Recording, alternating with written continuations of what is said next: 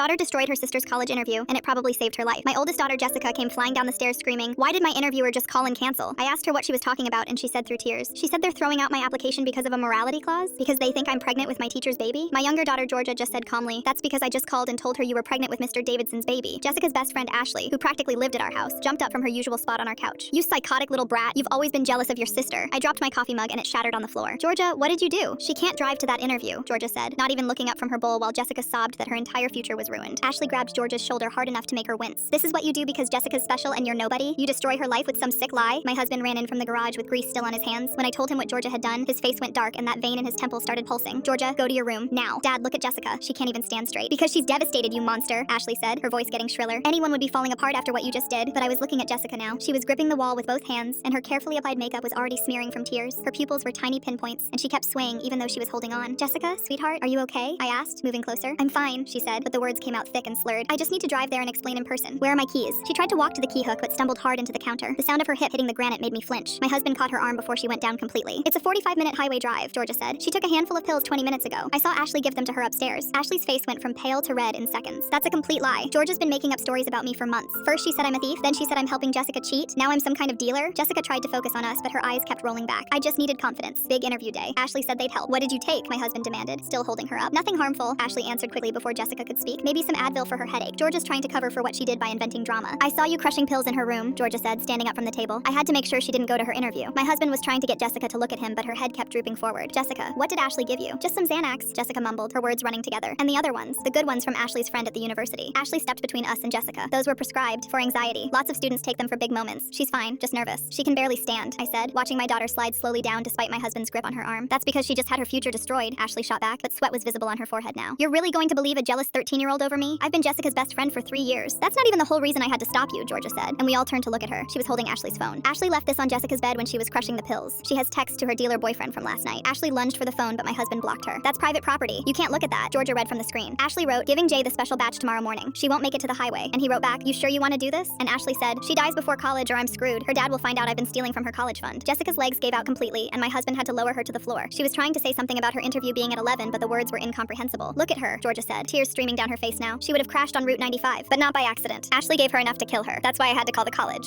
"I knew you wouldn't believe me about the pills in time. I had to make sure she couldn't leave." Ashley was backing toward the door, her purse clutched against her chest. "This is insane. You're all overreacting. She just took something for confidence like everyone does." "Everyone doesn't collapse on their kitchen floor," my husband said, pulling out his phone. "What exactly did you give her?" "I don't have to stand here and be interrogated," Ashley said, her hand on the doorknob. "Jessica wanted those pills. She asked for them. She knew what they were." My husband was talking to 911, giving our address while I tried to keep Jessica's head up. Her breathing was shallow and she wasn't responding to her name anymore no matter how much we screamed. Full story on the channel below.